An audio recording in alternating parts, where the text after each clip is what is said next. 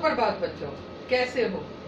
पहले मैंने आपको सर्वनाम के बारे में पहली वीडियो में बताया था कि सर्वनाम किसे कहते हैं और इसकी हमें हिंदी व्याकरण में इसकी हमें क्या आवश्यकता पड़ती है।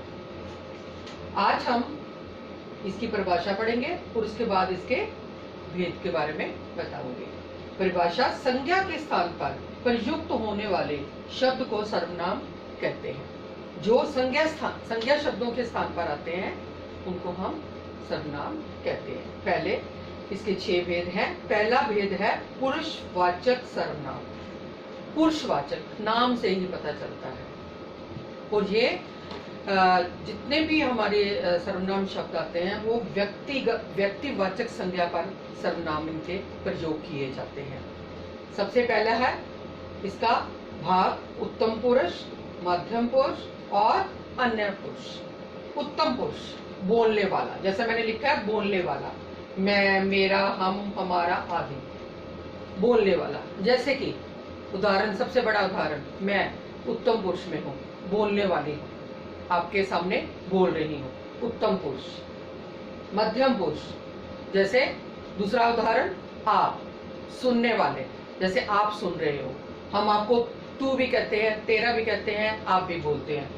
तू, तेरा, तुम, आप आदि इसके उदाहरण हैं सर्वनाम के। अन्य पुरुष, जिसके बारे में बात हो, ये उत्तम पुरुष और मध्यम पुरुष जो बोल रहे हैं और सुन रहे हैं, ये किसी व्यक्ति, किसी वस्तु या स्थान के बारे में बात कर रहे हैं, तो वो अन्य पुरुष में आती है। उसमें ये है, वह है, उन, इन सर्वनाम का प्रयोग होता है।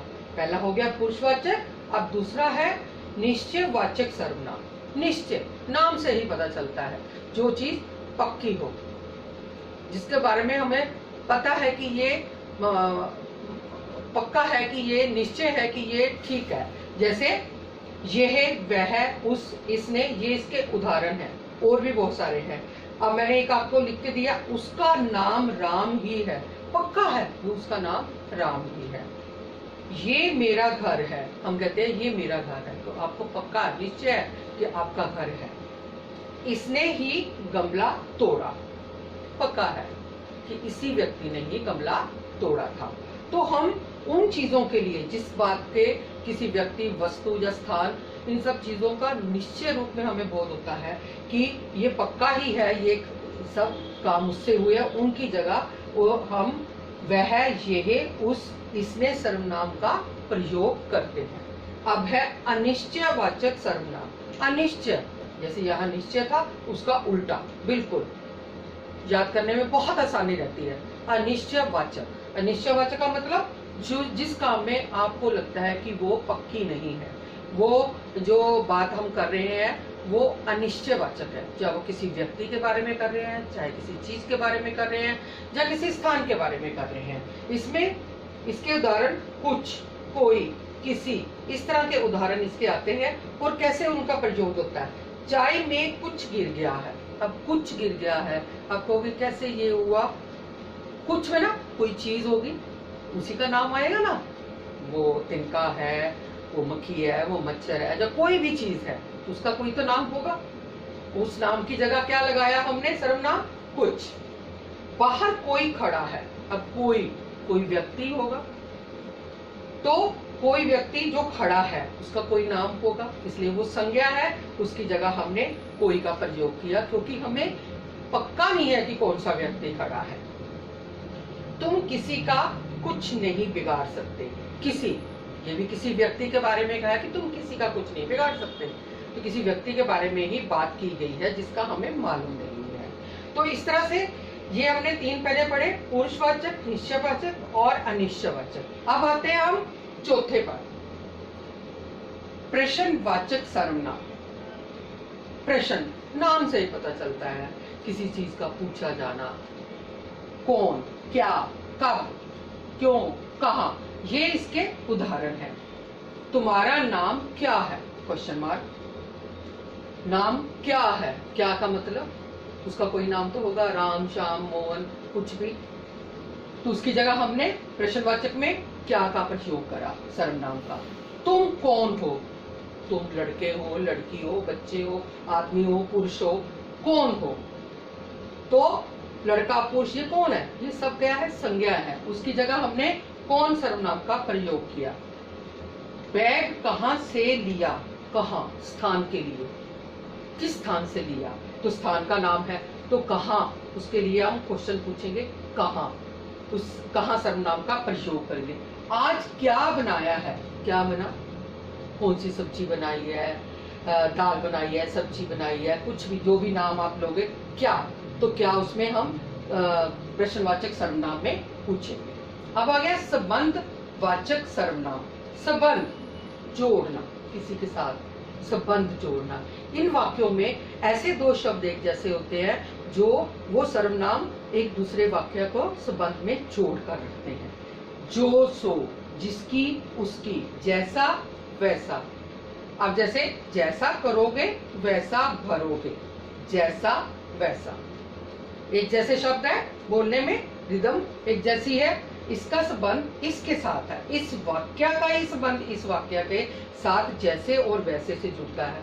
अब कई बच्चे कहते हैं मैडम नहीं, करोगे और भरोगे भी तो एक जैसे लग रहे हैं। नहीं, जैसा और वैसा जो है वो सर्वनाम है, करोगे भरोगे क्रिया है, करना भरना क्रिया है, तो हमने जैसा और वैसा इसमें सर्वनाम है।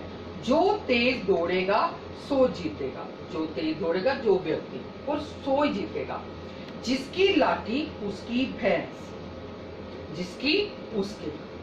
तो इस तरह से आपने इसमें देखा कि एक वाक्य दूसरे वाक्य से साथ मिलकर उस वाक्य को पूरा भी करता है और साथ में संबंध भी जोड़ता है, तो इसलिए इसका नाम है संबंधवाचक सर्वनाम। अब आ गया निजवाचक सर्वनाम। निज, निज का मतलब होता है अपना, खुद का। तो इसमें स्वयं, खुद, अपने आप सर्वनाम जो है इसके उदाहरण है। कैसे प्रयोग करते हैं, अपना काम स्वयं करो, वह खुद चले जाएगा, वह खुद चला जाएगा, राम अपने आप पढ़ेगा। तो इसमें अपने आप, स्वयं और खुद, ये हम इन सर्वनाम का प्रयोग करके हम इसके बारे में, निजवाचक के बारे में जानते हैं। तो आज हमने क्या पढ़ा, सर्वनाम के भेद, पुरुषवाचक, जिसमें उत्तम, मध्यम और अन्य। उत्तम बोलने वाला, मध्यम सुनने वाला और जिसके बारे में बात हो रही हो।